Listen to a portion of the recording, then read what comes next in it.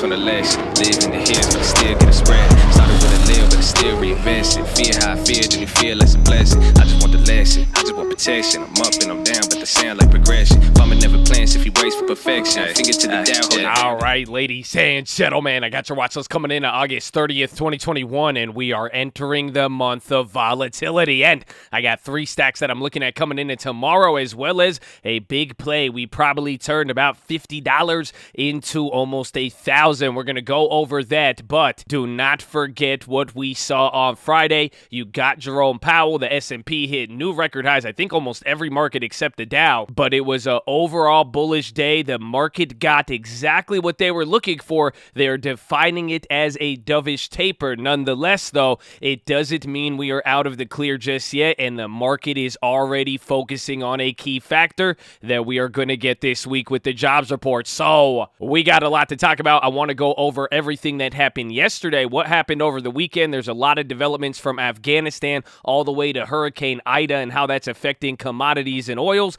as well as what we got with Jerome Powell. So we got that, got the plays, the keys, everything else. So let us not delay. You guys know what you need to do. Drop your thumbs up on the video. Make sure you're subscribed. And if you don't know, we are live Monday through Friday, 30 minutes for open. It's the first link in the description and it's pinned in the comments. We better see you there in the morning. It's free $99. It costs you nothing to join. YouTube.com/the stock market. You can post the plays, see the plays, watch us come to life. And yes, if the idea of buying JPEGs for thousands of dollars sounds just as crazy as a wild dog biting people in the White House, then yeah, we're the place to be. And the most important thing you need to do, post your watch below. Let us know what you're looking at. Got any plays, comments, remixes, anything, post them below and source that info. Chat at the chat, baby. And please do not forget, today is Sunday, tomorrow is Monday. That is usually how it works, but this is the random account generator. We started this with $500 about a year and a half ago, and what we ask on this watch list is that you post a specific option trade, strike price, expiration date, all of that, and we will randomly buy it in the morning to see the performance. So I had a play that was exercised. We're going to need to do something about that, but it's been an interesting moment here so far, but we do actually have some gains in here. So Chad, get some time in there. Let's make it a good one, but post that play and shout out to everybody who has. But right off the bat, the Powell hangover is in full effect. He confirmed the tapering on Friday. He said that they expect to taper by the end of the year, but one of the biggest things that came out of it is that he wanted to make it clear that it is different from raising rates. So we talked about this last week, and it kind of makes sense with him putting an emphasis on that because it seems like the market may be able to handle a tapering just as they've handled raising rates in the past, but it seems like they want to go little by little, and that if anything, raising rates is probably the more bearish or hawkish thing about it. Now, nonetheless, everything that he said was pretty much what we got from the minutes in all of the last meetings. The market didn't really get too much information. What they did call it was a dovish taper because he made a slight increase in the direction of tapering. He did make it clear and said by the end of the year. That's a little bit more of guidance, but besides that, there wasn't anything else that was new. Now, that is why this week is going to be so important. We are going to be getting the jobs report on Friday, and that is going to be the main focus because depending on whether or not we see a recovery in those numbers, if they do good or bad, that number is going to come out on Friday. That will be able to now confirm or deny what he's saying, and it just throws us right back into this cycle of hearing for Powell, waiting for the jobs report, watching the data, and seeing if it matches up. Maybe the market freaks out, and then maybe the market just goes back to normal until we actually get some sort of announcement from him. So you're going to get other data this week. You're also going to get home pricing data, Case-Shiller, new home builds, I believe, as well, or existing homes, and then you're going to get ISM manufacturing. But above all else, the main focus is going to be the jobs report, because if it is a big surprise on the up or downside, that is going to bring up questions from what Powell just outlined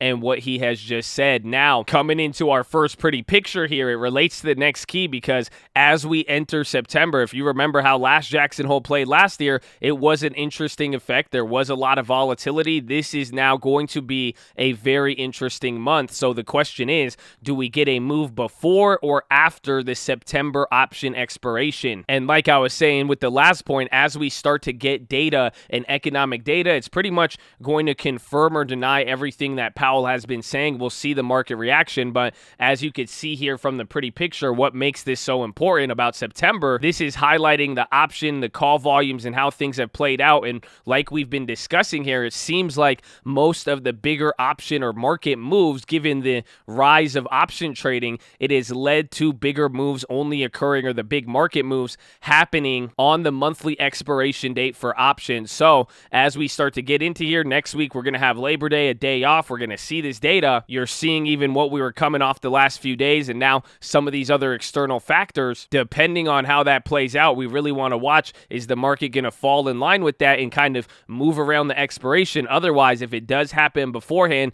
that will kind of break trend with what we've been seeing pretty much all year. So depending on how it plays out, I think a lot of traders are going to be jumpy as we enter September. And now another big factor here, this chart is just showing you the refineries and pipelines, but it is related to oil and commodities due to the hurricane. Hurricane Ida is actually going to weigh big on oil and commodities. It's already led to a bunch of closures. They're shutting down almost all the refineries. It is about 12% of U.S. production, and that's on the refinery aspect. And then 97% of crude oil output in general has been shut down due to the hurricane. So depending on how that plays out, a lot of people are factoring issues with damages and what it's going to cost. But now tie this into the employment situation, what's going to happen with the price of oil and commodities, and you're also getting OPEC Plus meeting again this week, but then factor that into the supply chains and all that stuff we've kind of been worried about even with Delta. This is a very interesting environmental situation that could cause an effect for the next few days. And then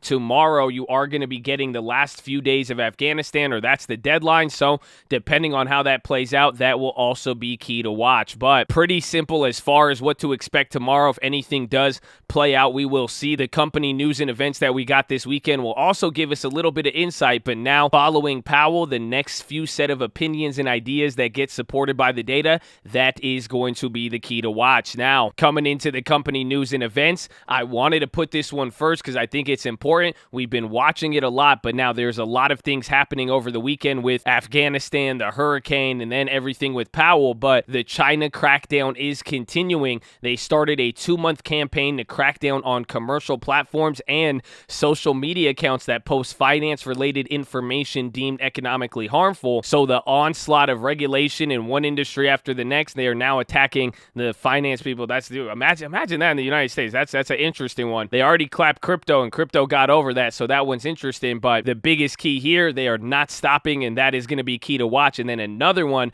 this one is very interesting because there's not much information as to why. Bloomberg has reached out, a lot of people have, and they have not gotten a response. But they also scrubbed actress Zhao Wei, also known as Vicky Wei. She is the most famous Chinese actress and a billionaire, but they scrubbed her from all social media. They took her off every single platform that they have. They removed her name from any movies that she starred on, and the reason is pretty much unclear. They said it's to go after some of these influencers and inappropriate fan activities. Again, she has money and influence. It seems like that is what they've been going out for, but again, the reason is not clear. However, her husband is friends with Jack Ma. They have partnered up on certain deals, and she has been criticized in the past for allowing a Taiwan actor as a lead in one of her movies. So this is a pretty big deal. I think it is just highlighting in general that we are probably going to hear some stuff out of China this week, or at the very least, kind of like what I think the beginning of this week, they did kind of take the foot off the gas a little bit, but it looks like they are getting right back down to that. So coming into Hurricane Ida, again, they're forecasting like $40 billion of damages so far. The winds are stronger than Hurricane Katrina.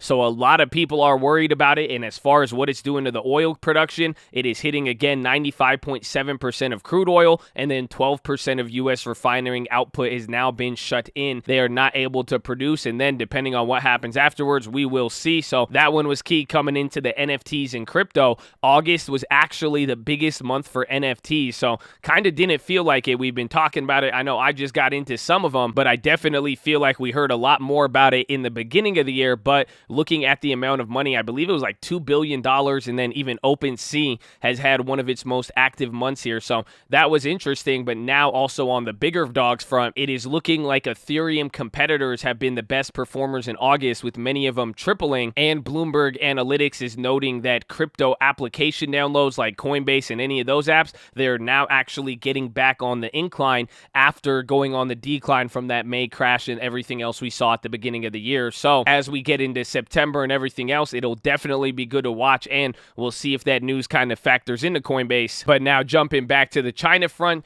China health officials reject the U.S. allegations on the virus probe after the U.S. report blames China for kind of stonewalling the investigation. They wanted to look into the origins of COVID-19, but the U.S. report said without China allowing them in to research it, they cannot do that, and they pretty much blame China. So China has already quickly denied that. Then on the Afghanistan front, the U.S. has launched drone strikes against ISIS-K. This was a couple days ago. They blew up a vehicle. They claim that they have killed 2 leaders in some of these strikes, but then there's also reports, I don't know if it's been confirmed yet, but there has been a lot of things circling around, just like we were watching on stream when we were getting reports from journalists over there. It looks like some civilians have been in the carnage, so we will see how that plays out. Then that deadline for the United States to leave is going to be tomorrow, so we will see how that one plays out. Then on the political front, remember, we got a lot of back and forth with the budget deals and all of that. Now, AOC, very, very progressive Democrat, she's going on the offensive. She's criticizing the quote-unquote conservative Democrats, saying that September may get rough as she plans to fight for this opportunity to get more of the larger bills passed that they want instead of kind of breaking it down. I think she called one of the first like $500 or $1 trillion bills conservative, which sounds kind of crazy, but to her it is. So this might increase the rift between some of the Democrats there to get what they need to pass through. So depending on how that plays out, it could have some implications. We heard about it a little bit last week, but seemed like it cooled off. So we will be watching that. That is still one of those political situations that can have an effect if it does go crazy. So we'll watch out for that. Then over the weekend, we got to hear from former U.S. Treasury Larry Summers. He said that Powell's serene arguments about inflation misread the real inflation risks. So given that we've got to hear from Powell, yes, that jobs report and everything this week will be key, but a lot of people are starting to bring up inflation again. That conversation is kind of coming back. So depending on how that plays out, we will see. Then a firm has partnered with Amazon, full yeet. We made that play last week. We'll go over that, but that news came out on Friday. It's kind of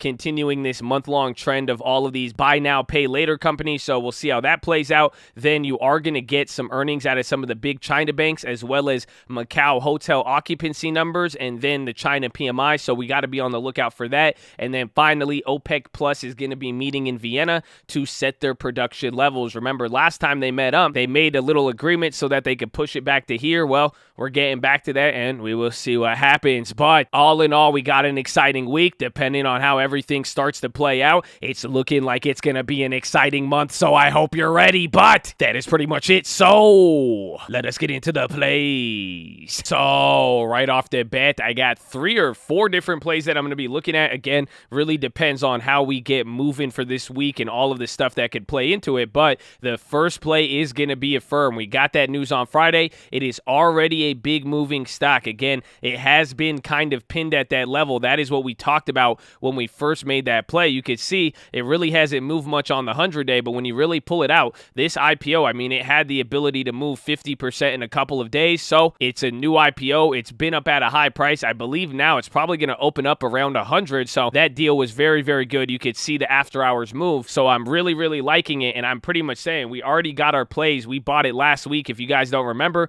we grabbed one of these. I mean, they're down 20%. I said, I'm going to keep it small, make sure we got some time. So this play will probably open up a couple 100%, maybe 1,000%. It depends how it plays out. But I am going to be looking for an interesting opportunity because depending on how it opens up tomorrow, the hype on it, if it is able to move big, this one definitely could be a big opportunity. So that's going to be the first play. The second play is going to be Disney. So we made this play on Friday. It was actually a very, very big sleeper one because it was towards the end of the day. The market was kind of just responding to Powell. We were listening to some of the press conferences, but then the news came out that ESPN is in a sports betting deal, or that they're considering selling the rights to their name to one of the sports betting companies, either Caesar Entertainment or DraftKings. So they are both related to the news as well. It was rumored to be around a $3 billion deal. So we liked that. It had a pop. And now, remember, they had that good earnings. They kind of shot up, and then some of that market volatility came in. So I'm really looking at this too as a delayed earnings continuation. So if we get that market momentum that we saw from Friday, I really think paired with this type of news, it could really, really create an opportunity. As far as the plays, and this is one thing I noticed, they actually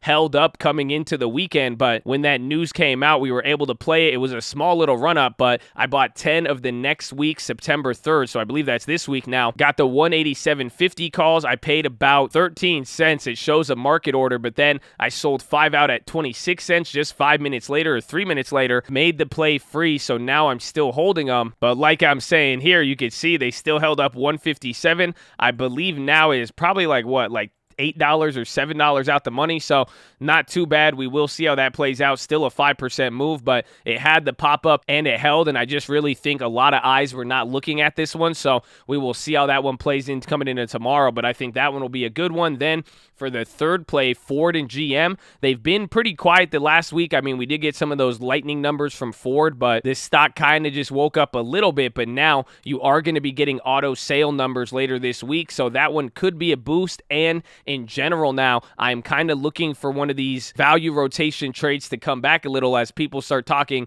tapering, inflation, anything of that nature. It might create some level of opportunity, so definitely watch them. And then finally, XOM or any of the oil plays. These could be good for trading tomorrow because you're getting a lot of volatility with the IDA situation. I want to see how that plays out on the dollar front as well as the oil front, but you are definitely going to get some moves there, and that is what a lot of people are going to be looking at. So those are going to be the main plays. As far as everything else, I still did make other plays on Friday. I made one more. I went after JD. So again, this has just kind of been the back and forth with everything going on. I think they only went up 10%, but I decided to go with the November 55 puts. I got 5 of them at 70 cents, so a little expensive. I wanted to kind of start scaling in. They've had this massive run up. If you do compare them to like Alibaba, they did not have the same sort of move. Again, Alibaba actually came back to the lows, so depending on how some of this crackdown stuff continues, it will be good to watch. But I was saying, okay, well, Kathy gave it a boost, but none of the underlying situation has changed, and now they have the most meat on the bone, so I decided to go with that play. We will see how it plays out, but I'm definitely going to be watching the China stocks tomorrow. And then coming into the other play that I made on Friday, I was talking about this on the watch list. I did go after the Peloton. I mean, they did drop a little bit. The premiums went down, but I did keep it small, only about $80 for the play. I grabbed the November or October 15th 65 puts, got 2 of them at about 30 or 41 cents each, but I do want to watch how that one plays out. I thought that was interesting, but again, kept it small there for a reason, so watch them. Watching the video, we still have that one play. They were a real big leader on Friday, so that was good to watch there. I am expecting, just in the market in general, following the last Jackson Hole, we probably will have a couple more days of run up as we get into September, so I really think with NVIDIA doing good, they may just be one of those leaders, and with the chip sector kind of bouncing up, so watch them. Watch XOM, again, just as an oil play in general. Then Walmart, kind of a little bit more of the sleeper there, but it has been selling off, so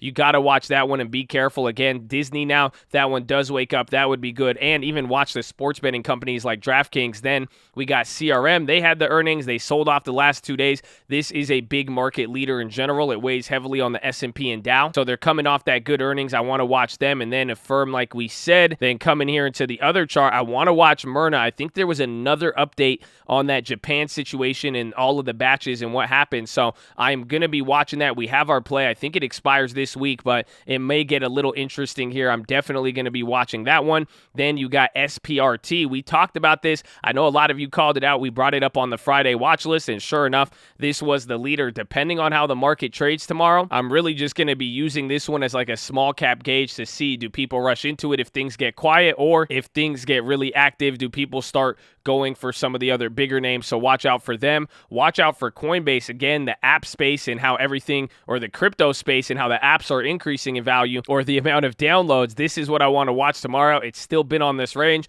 Whenever it wakes up, it'll be good. So we'll see if it's been enough. So keep your eye on that. Then Win, the Macau data numbers. I think that one could be a little bit of a sleeper catalyst. So I want to see how that one plays out. If anything, I still think Win is your best exposure to China because you do get to play some of the China aspect of it in that China growth, but a lot of it is still based domestically, so watch out for them. And then Ford, like we said, and then finally, TLT, it went up a little bit, and then the dollar looks like it went down. If we do get velocity on the downside, that will be the first mover following Jackson Hole and what Powell has said. But now the real key, and I really do agree with this, a lot of people were talking about it after seeing the effect yesterday or on Friday with what Powell said. It's kind of contradicting the fact that the bonds did not increase in yield after a confirmation of tapering this year. What people are starting to say is that essentially the bonds cannot come down until the Fed actually tapers. So if TLT is going to drop and the yields are going to come back up here, essentially you can't see that happening as long as the Federal Reserve is active in the market. So people are saying that the reaction should be muted on TLT, and when the tapering does happen, that is probably going to be the move there. However, depending on how this moves, and if you do see money pile into the bonds, it may give us a little bit of an insight. So I would definitely be watching the treasuries this week, and we won't be the only ones because everybody is now going to be looking at the jobs report to see if it could confirm what's going on there with the bonds. And then for the dollar, we will see how the commodities and the hurricane and oil, how does that play out as well. But that is your watch list, ladies and gentlemen. Make sure hydrate, healthy, ready to go. Make sure to post our watch list. Make sure we see you there in the morning. I need the armor on. I need the helmet shine. I need you to keep that heart full, baby. But that Cole loves you. I love you. I'm going to see you in the morning. Let's go.